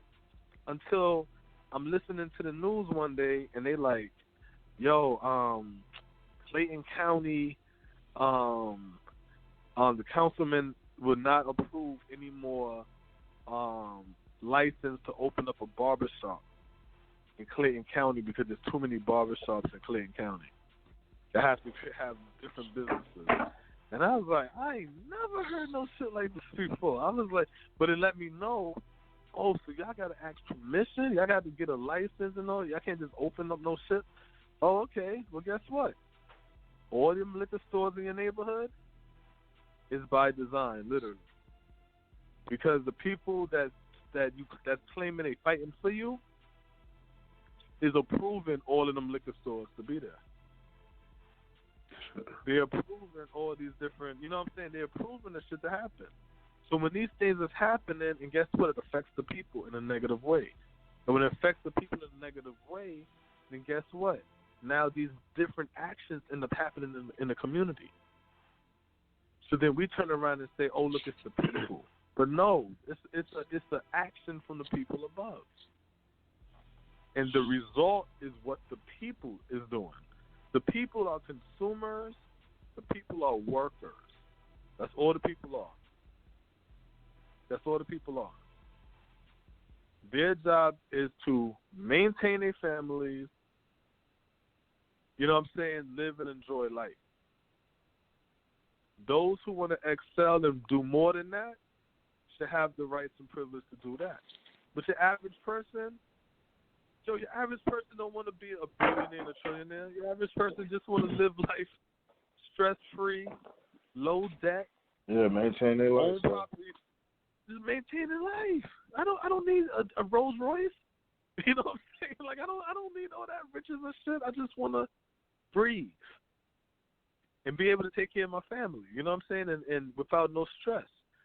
So that can happen. But guess what? It's not going to happen because of the leadership. And because of the leadership that's failing us, the misinformation that's failing us, the people that want to be smarty-yardies and pump fear instead of logic, that's the ones that scramble the minds of the people. And then you got these people walking around now, and if you turn around, you'd be like, nah, brother, trust me, look, it's going to break down like this. And then they'll look at you like, nah, and they arguing with you. And you're like, why are you arguing? I mean, if you believe what you believe, but no, they're triggered because this other person's ideology is in their back or in their brain. It's like a battery. So now they're repeating this fear shit because it scared them so good that they want everybody to believe this fear. You know what I'm saying? And it's just like, yo, that fear shit don't work. The best thing for black people to do right now is what we've been doing, building our immune system up, working out, watching what we eat, drinking our waters. We've been doing it. Keep it up. That's this. All of this corona shit is supposed to be confirmation that everything that the conscious black people was doing is right and exact. This ain't the time to cry and whine and be scared. This is the time for you to say to yourself, breathe in, breathe out, your chest feel good, feel your forehead, you're not hot, you don't got no sickness and cold. You're supposed to say to yourself, you know what? Yo, that cleansing pack I took, or that raw food diet I'm on, and the juicing I'm doing, and the jogging and the working out I'm doing, yo, I prepared my body for this. This ain't the time to be afraid. When you're looking at the news and they're showing you these stocks falling, Disney from $135 to $90 something and all kind of shit, and you watching the stock pattern of how high it goes versus how low it goes by the end of the day type shit, that's how you make your bread. That's how you get into the game. And guess what? You don't put a whole bunch of money in now. Study the market now. Because the virus is going to be popping in America until May. Because at the very least, it's going to be 3 months. They started from March. That's why they're giving you a check in April. That's the second month. And that's why they're giving you a check in May. That's the third month. And they're going to see in May what's the outcome. Why? Because the virus stays alive for 3 months. So we got 2 more months of this shit. Okay? 2 more months of this shit. I don't care what CNN and nobody else say. We got 2 more months. May, that's when Trump and everybody going to peek their head out. They're going to see the numbers. They're probably going to try to rush it and do it before May. Listen, May. They're going to peek their head out. They're going to check the numbers. They're going to see. All during that time, you're going to see this market is going to get low. It's going to be a whole lot of uncertainty, a lot of layoffs and shit. All this shit is going to be crazy. It's going to be a temporary recession. You know what I'm saying? But when everything clean up, you're going to see the mass hiring because they're still hiring. So anybody who's laid off, right, if you have the opportunity or the ability, even if you're trying to work from home, right, go try to apply to work for Amazon, who's hiring. They said 7-Elevens is hiring. A lot of cleaning services and agencies are hiring. Go to your Randsteads, go to your temp services, and get these type of fucking jobs, yo. Don't rely on no damn on that unemployment shit. Now, if you have to, or you got to hustle in a way where that could work for you, then you do what you do. You know what I'm saying? But I'm talking about the person who don't, who it ain't really going to benefit them like that. Yo, there's a lot of shit that's still hiring. Do that shit and get your bread up. Get your bread up. So when that bread come in from the from Trump, that first check for the April shit, you don't got to get that money, and then the first thing you got to say to yourself is the majority of it going to go to debt, to bills that I didn't pay. Yeah. You know what I'm saying? You don't want to get caught up in that debt. That's what's going to happen to a lot of Americans. They're going to get caught up in that debt. If you are in a position where you can pay your bills, pay your bills. Don't get caught up in that 90-day hold bullshit. Because what they're going to do is throw that 90 days to the back of your mortgage shit. So it's not like they're taking it away. You know what I'm saying? And so at the end of the day, it's like, it don't make no sense. Just keep on doing what you've been doing. You know what I'm saying? Eliminate your debt. That's the most important shit. For the refinances, obviously, refinance your shit to a lower interest rate. Take advantage of everything. Take advantage of the money they give you. Take advantage of these rates. Take advantage of the stock market dipping. Take advantage of all of this shit. Because when advantage is over, all you're going to see is a bunch of people wishing they would have took advantage. Go ahead, Smoke. Yeah, man. I mean, it's a time to just reset your whole shit. You know what I'm saying? Like you got time with your family. A lot of people go. You know what I'm saying? Spend that time to work. To get involved with your kids and shit. You know what I'm saying? And all the kids is out. You know what I'm saying? So spend that time to do that shit with this. You know what I'm saying? Just fill all the holes in your life. You know what I'm saying? It's like you being at home, especially the people that's getting paid. Like you working from home, or you on a paid leave right now. You know what I'm saying? Find that time to work out, even if you hadn't been. Let's say New Year's resolution. Them shits wasn't that long ago. Flamed out on New Year's resolution. Get them shit started again. You know what I'm saying? Find that extra time. If you working from home, you still got your 8 hours you gotta do. But you know what I'm saying? You don't gotta leave the crib. You don't gotta. You should have an extra 2 or 3 hours. You don't gotta travel. Worry about getting dressed and shaving or getting your hair done, whatever. You know what I'm saying? Invest that time into something else. Maybe your kids is at home, or you got kids that at home with you. You know what I'm saying? Spend some time with them. Talk to them about what they think about the virus and just whatever's going on in the world. You know what I'm saying? Like, just reset your shit. It's like, find the good that's in it. You know what I'm saying? maybe your ass eats too much. You know what I'm saying?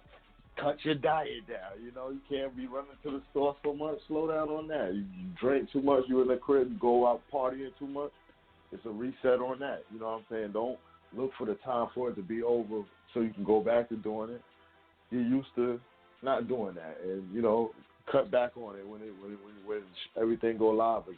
You know what I'm saying? So just be real with yourself and just find the time to do that shit. You know what I'm saying? Like, I need to work out. So I'm trying to find this time to like start trying to like at least walking or some shit. You know what I'm saying? Like do some push-ups, do something. You know what I'm saying? So I'm gonna try to use this time to try to big myself up on that. You know what I mean? So yeah, find something. Yeah, they got the Baltimore mayor. He want everybody to stop doing something. Baltimore mayor implores residents to stop shooting each other amid the coronavirus pandemic. Oh, man. Baltimore Mayor Jack Young on Wednesday implored city residents to stop shooting each other amid the Wuhan coronavirus pandemic, following an attack on Tuesday in which a suspect shot 7 people. We're dealing with the COVID virus, and those of you who want to continue to shoot and kill people in the city, we're not going to tolerate it, Young said at a press conference. We're going to come after you, and we're going to get you. The shooting occurred in daylight around 6:30 p.m. on Tuesday when the suspect pulled out a rifle and shot into a crowd of people. The suspect is still at large with no known motive. We cannot clog up our hospitals and their beds with people who are being shot senselessly because we're going to need those for people who might be infected with the coronavirus, Young said. It could be your mother, your grandmother, one of your relatives, so take that into consideration and put down the guns. Meanwhile, Baltimore State Attorney Marilyn Mosby announced on Wednesday that her office would cease prosecuting certain offenses in an attempt to prevent coronavirus cases from cropping up in jail. Those offenses include drug possession and distribution, including heroin, prostitution, trespassing, and minor traffic offenses. An outbreak in prison or jail could potentially be catastrophic, Mosby said. Now is not the time for a piecemeal approach, where we go into court and argue one by one for the release of at-risk individuals. So Baltimore can sell drugs, prostitute, trespass, and have minor traffic offenses. Woohoo, Baltimore! Just stop shooting. Get lit. Don't shoot nobody though. You know what I'm saying? Stop shooting each other. Y'all could get money. You know what I'm saying? But yeah, man, that's the whole shit that with what's going on that kills me is because at the end of the day, I'm just like, we're supposed to be taking advantage of all this shit. And we can't take advantage of it. Why? Because we're too busy playing the We Are the World game instead of playing the black game. You know what I'm saying? And speaking of the black game, we have a latest update on Andrew Gillum. Yes, Andrew Gillum entering rehab to treat alcohol abuse. I saw that shit. That's crazy. Hotel incident, yeah. They say days after police say they found him in a South Beach hotel with a collapsed companion and baggies of crystal meth, former Florida gubernatorial candidate Andrew Gillum announced plans Sunday night to enter rehab for alcohol abuse. After conversations with my family and deep reflection, I have made the decision to seek help, guidance, and enter a rehabilitation facility at this time. I now need to firmly focus on myself and my family. I will step down from all public facing roles in the foreseeable future. So he is pretty much over. He is pretty much over. So that's the end of Andrew Gillum. And that's it. Playing with that meth. Playing with them boys. They out there playing with them boys, that's man. True. That too. Yeah, and they said, yeah, and it's just funny, man. It's like at the end of the day, again, these are the people that's supposed to be, that's leading the people. You dig what I'm saying? Leading the people. Yeah, these are the ones that's fighting for your votes, and these are the ones that sitting here talking about they fighting for you behind the closed doors when they're not. And then we turn around and we try to figure out why nothing's happening to help our situation in our community. You know why? Because these guys out here just taking advantage, spinning your head. Let me tell you, as I got older and I kept hearing over and over again how they're fighting for us, these black people of power, I started to listen to white people talking. That's how I was saying to myself, not only do they not know us, they don't have a clue what the hell we do. So who the fuck is, why is it so hard for us to elevate them? You know what I'm saying? Like, these people really don't know what the fuck we do. You know what I'm saying? And so then that's when I start to look at the people in power. Yeah, and I started to say to myself, like, well, what are y'all doing? For 40 years I've been doing 40 years you've been doing this and nothing happened? I think we need a replacement. If you can't get this shit done in 40 years, our ancestors built towns and communities, economic strongholds. That's what Black Wall Street was, Tulsa, Oklahoma, and Rosewood, and these different black towns. These were economic strongholds. They were economies, not just black towns, not just black communities. Right. It wasn't just black people came together, and that's why this shit happened. No, these were economies. So black people built economies in America with no civil rights protection, no protection from the law, by the law. Built black economies, had black wealth well up into the 60s, well up into the 70s.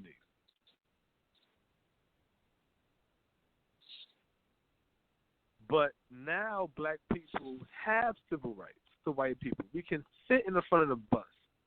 You can fuck a white girl. She could fuck a white boy. Y'all could get married. Y'all could do all this shit that white people do. And we don't have shit. Or as my grandmother would say, shit with a pot to piss in and a window to throw it out. So you see what I'm saying? Yo, that's where we at right now. And then when you try to explain this shit to some black people, they don't get it because they look at themselves as individuals. So they say, I have a window and I have a pot. I can throw my piss out the window. What are you talking about? I never been arrested before, and I have all these degrees. I own my own business. I'm doing quite well for myself. What do you mean, sir? And it's like, yeah, that's cool, but how do that help the black people as a whole? And then that's when you get the true person within them. Because then they separate themselves, or they want to, well, you know, black people, and yeah, now it's different. We're not talking individual. We're talking collectively. We're talking just like we talk about white people.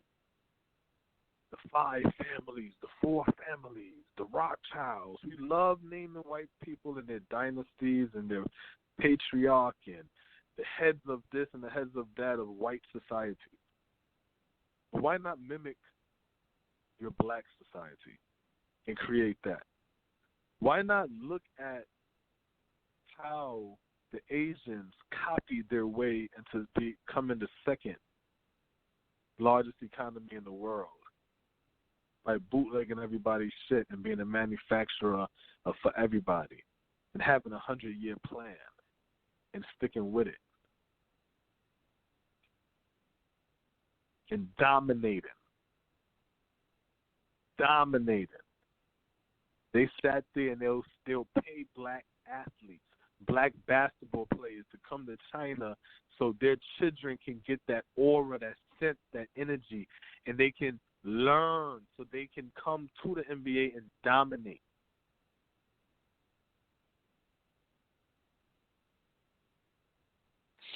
Now, with 4 minutes into the show, I was going to read a story about Idris because I wanted to read his statement and show that it's the same statement as, what that doctor said. But before I do that, I wanted to go back to the Jeremy Lin shit, though. So Jeremy Lin, I'm going to show you how full of shit these Chinese are. Jeremy Lin slams Donald Trump racism for calling the virus a Chinese virus. As Asian Americans are being stigmatized during the coronavirus pandemic, President Donald Trump has begun referring to the outbreak as the Chinese virus when speaking about it publicly. Former NBA player Jeremy Lin, one of the most prominent Chinese Americans to ever play in the league, criticized Trump in a response. Lin tweeted that Trump is empowering racism. So he goes, I wish you would powerfully support the vulnerable people that will suffer due to your mismanagement of this virus, including those that will be affected by the racism you empower. The United States will be powerfully supporting those industries like airlines and others that are particularly affected by the Chinese virus. We will be stronger than ever before. All right. And then that's what he said, I wish you would powerfully support the vulnerable. Okay. And then he's going to say, Lin shot down detractors who argued about German measles and Spanish flu, noting that Asian Americans are under attack in the United States during the pandemic. And I don't want to hear about no German measles, Spanish flu, because everyday Asian Americans, including people I know, are threatened and physically attacked, Lin wrote. I don't give a crap about the history of names right now. What I do know is this subtle anti-Chinese message only empowers more hate towards Asians. Now this is what I'm calling bullshit on this whole Jeremy Lin shit, right? So then it goes, I'm not good with the old school. All right, Lin calls for the united front from the community to stand up for itself while advocating social distancing protocols during the pandemic. I'm not good with the old-fashioned Asian model, minority stigma, where we won't speak up or stand up for ourselves, Lin wrote. In times like now, we truly, truly need to stand united. Let's fight this virus together. Wash your hands and practice social distancing and seriously stay safe. Now, this is why I'm calling bullshit on this whole Chinese people getting all sensitive about the name of this fucking virus that they started calling Chinese virus the goddamn self. When Akia Gurley, right? What's the brother name? Who got shot in pink houses? Oh, man. Kai Gurley? Akai Gurley. Yeah, something like that, yeah. Yeah, Akai Gurley. When that brother gets murked, right, in pink houses, the Chinese community came out and protested the fact that the Chinese cop who shot the brother, the innocent brother, they protested that he was going to, that he got, only reason he was found guilty is because he's Chinese. You see what I'm saying? And this same black journalist want to turn around and be like, oh, Donald Trump is the president. We're calling this the Kung Flu. Why are you not speaking for your people? They don't give a fuck about you. These Chinese beating black women ass inside their goddamn stores and shit like that. And then we want to turn around and let me go talk for the Chinese now. Let me go talk for them. Let me go talk to them and represent them, and look, they beating your people ass. They gunning your people down, and then you turn around and let me go caps for them, but they not even standing up for nothing dealing with you. Backwards shit. Oh. You know what I'm saying? Straight backwards shit.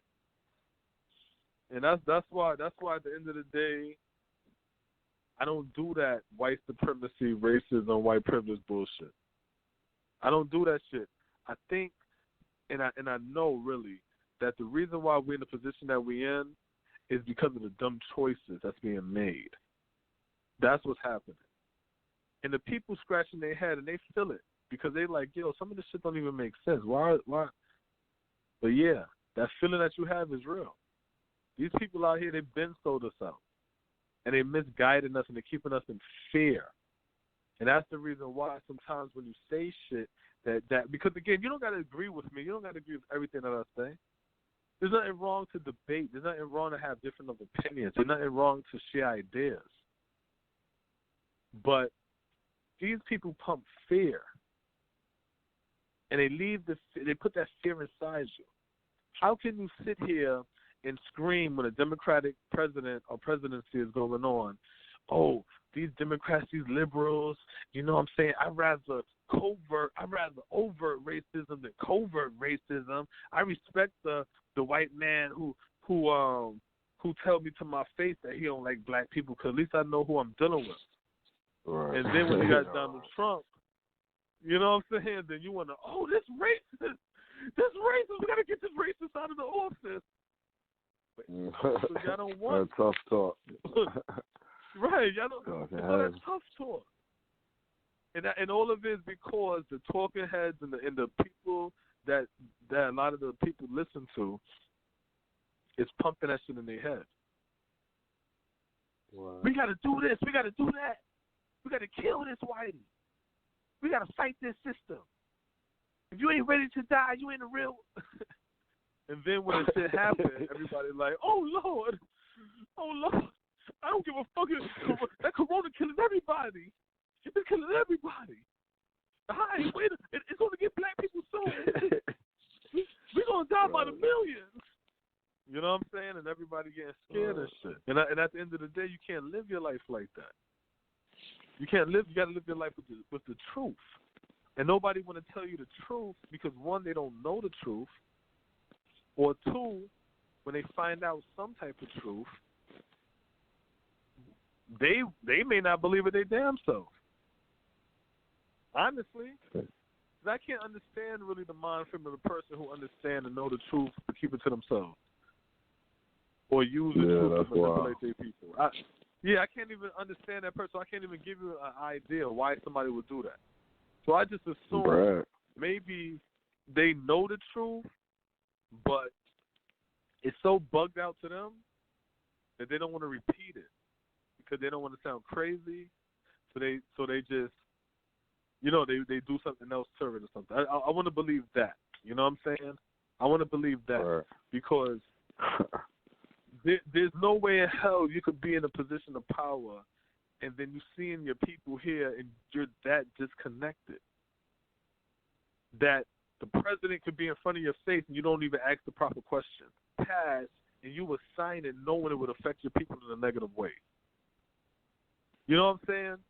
You would sit there and watch your child get railroaded by the fucking police as a black judge and still bang the gavel and say guilty.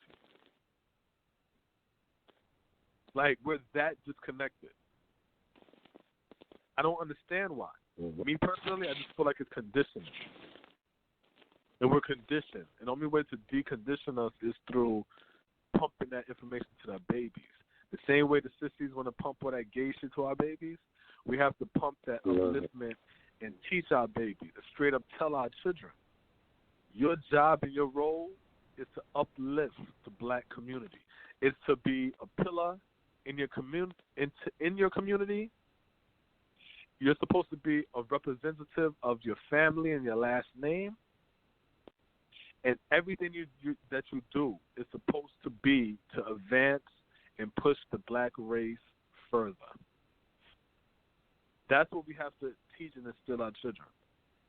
Because guess what? If we teach our children that, maybe my son won't gun down. Can't lose.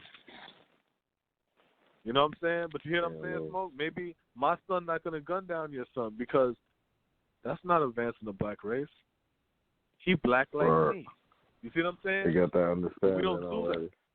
So maybe I'll be cool with a fight, a knuckle up, and shake your hand when it's done. You see what I'm saying? But killing, I can't even fathom that. The way I was raised, we have to advance the black race. We have to move forward. This was a disagreement. We chose to fight. We fought. But kill him? Nah, that hurts the black community. That hurts the black race. We need that brother. You know what I'm saying? We need that brother. I just made that brother tougher, that's all. Right. Or he gave me a run for my money. You know what I'm saying? We pretty much tied up. So now we got two strong brothers in the neighborhood. Not I'm here to destroy him. Now it's only one strong brother in the neighborhood. Nah. We got two strong brothers. We got 5 strong brothers. This neighborhood's solid. We keep and protect our strong. You see what I'm saying? But no, we can't do that shit because we don't teach that to our babies. We teach our babies to fight each other, to kill one another. Fuck that nigga. Don't let that little bitch tell you. Nah, you can't teach that to the babies. You gotta teach them strength. So it's a lot of work that got to be done, and it's a lot of things that we got to do. But it has to be done. It has to be done. Because if it doesn't be done, another 100 years, 200 years, 300 years, we're going to be doing the same shit. The stock market going to rise, the stock market going to crash. The economy going to do the good, the economy going to do bad. But what's good? The difference is the other minority races, they're going to outshine the blacks. And that's dangerous. I'm watching all the voting, Smoke, and what I notice, Asians only vote 1% of the population. Is 1% of the population that vote. You know the section that say others, they outvote Asians. They outvote Asians. So how the fuck do Asians have the power that they have in this country, and they don't even have a voting power? That's because they have an economy. And that lets you know what's more important, voting or having an economy. Asians don't have a voting power, but they have a strong economy. Black people have a strong voting power, but don't have a strong economy. So which one is more important in a capitalistic society? Right. Yeah, but we don't that's get a good point. We don't get it, man. We don't get it. But it's not the people's fault. If I'm constantly telling you, Smoke, look, you like, yeah, man, I'm just trying to figure out, you know what I'm saying, how to feed my son, you know? And I'm like, you know how? We got to get rid of racism first, brother. Then you thinking like, well, damn, maybe if we wasn't racist to each other, maybe I could feed my son. But that has nothing to racism, how somebody feel about you? Come on. Well, how can I get start my own business? Well, first thing we got to do is get rid of white privilege. What? White? Okay. Maybe if I get rid of white privilege, I'll be able to start my business.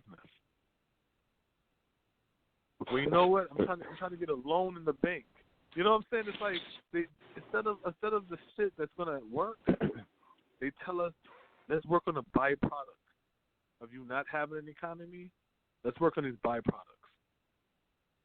So then we end up saying shit. If we all came together, that's us saying if we had an economy, but we just don't know the word. It's like your child, right, Smoke?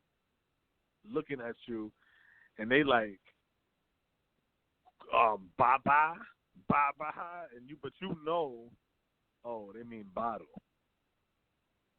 But in your child's mind, it's like, yo, I know I want that damn bottle. I just don't know the name. I don't know. I know what I want. Right. I just don't know the name. But it's, you know what I'm saying? And that's how we are. You know what I'm saying? And that's how we are. We like community, come together, unity. And you know what it is? It's like that game show, the pyramid show or some shit, $5,000 pyramid or whatever, and on the bottom of it says economy, right? And then you're trying to give the clues to the other person so they can say economy, and you're like, we got to unite, we got to come together, we have to support each other, we have to buy black and support black. We have black banks, and it's just like. But you don't get it. The right answer is economy. But because we don't know that word, we're saying everything except that. You know what I'm saying? Everything except that. As soon as I say, that's right, we need our own economy, we don't say it. We act like I just cursed them out. You know what I'm saying? But literally, that's what we're saying. We need our economy. So, again, I'm always going to talk about that because I always want that understanding to stay in our heads continuously to the point that it clicks in your head enough that when you're talking amongst your peers, you can pass the information on. You know what I'm saying? We're about to go ahead and close out Smoke, 12 over. I'm going to start to put these shows up and break them down into 30-minute clips. You know what I'm saying? I had somebody leave a comment and say that to me. They was like, yo, break them down into 30-minute clips. I was like, all right, cool. So, makes sense. You don't your flash. Yeah, right, yeah. So prepare for that shit, you know what I'm saying? Prepare for the breakdown version. It makes sense. It does make sense, man. Yeah, so, and the funny thing about it, too, is it's like, now that you hear was at 45 minutes, he's like, oh, come on, dog. You need to break this shit down. You know what I'm saying? So, yeah, I'm going to start doing that shit and break them shits down 30 minutes and shit. And the funny thing is, I still got older shows that I'm still got to post up, so I'm going to start with them first, and then by the time I get up here, everybody can understand why, you know, the shit got broke down. But appreciate the advice and the input. You know what I'm saying? I always do that. I'm the type of person like that. I take advice. I take input. You know what I'm saying? It's all about each one, teach one, stuff from that era. But until then, yeah, man. Salute. Stay safe. Stay healthy. Facts. You know what I'm saying? Don't be afraid. Dead that fear. Look at the stock market and check out these stocks. Let me look real quick. Some of the stocks I want to say is AMD, Advanced Micro Device. That's the chip makers for the computers. AMD, they currently at $39.61.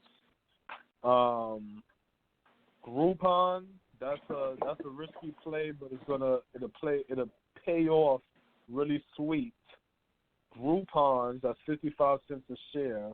The reason why I said that stock is because when the economy get better, all of them cruises, airlines, hotels, casinos, whatever, they're gonna be banging on the door of Groupon saying, yo, we want to advertise, because you're going to need the people who's unemployed, trying to get their bread up. Trust me, your average American, when they hear 90 days, we don't got to pay. Yeah, it's all the deals, but you already know. Once you find out you don't got to pay your mortgage, a car note, nothing for 3 months, and they'll put that on the back end, your average person is going to say, fuck paying bills for 3 months. And America is going to say, oh, fuck you. And then when they see everybody, you know what I'm saying, financially all topsy-turvy, Groupons, let me get a deal. Let me get a deal, because I can't afford it full price and regular price. And you're going to see Groupon shoot up. So that's Groupon's, INSIG, INSG. That's at and Groupon's at 55 cents. INSIG, INSG. That's at $5.17. That's the Encigo Corp. That's a 5G stock play. Nike, NKE, $67.45. Nike used to be over $100. The only reason why Nike is down is because China makes the shoes and production is down. Remember, Trump told Nike to get out of China and to ship their shits elsewhere, and they ain't want to do it, listening to the Democrats. Prudential Financing, PRU, that's at $42.26. It used to be $65. It got a dividend of $1.10 dividend, and it's a life insurance stock. Sirius Radio is at $4.44. The only reason why that's down is because the car industry is down. You know, and the whole point of those stocks is to pay attention to them, look at them, right? Because again, I told you, this shit going to be going down until May, right? So look at the stocks and pay attention to the stocks, right? And when you're looking at them go down and seeing them go up and looking at them go down, like AMD, for example, that stock is, I told you, is at 39. You're going to see it go up to 42. And then at the end of the day, it's going to go back down to 39. And then you're going to see it go up to 42. Then you're going to see it go down to 39. If it goes lower than 39, then it's no longer going to go to the 40s. It's going to keep going to the high 30s and low 30s. And all you got to do is follow the pattern. If you follow the pattern, you can make you a cool $200, $300, $400 by the up and down every day, just taking the shit out. Follow the pattern. This is the shit the people above ain't going to tell you. This is the people that's on the capitalistic pyramid. They're not going to tell you that. This is what the 5%ers tell you that the 10% does. The ones that know, but they manipulate the 85ers. You see what I'm saying? So that's what's going on. So just take the knowledge, take heed to it, use it for yourself, and use it to big yourself up. You know what I'm saying? And strengthen yourself up. Don't get caught up. Everybody going to follow the wave. Don't follow the wave. Create your own lane. And then you will be able to benefit from the whole shit. Anything else you want to say, Smoke, before we close out? Nah, you capped it off. You know what I'm saying? Salute to the listeners, you know what I'm saying? Another week. Appreciate it. Yeah, all right.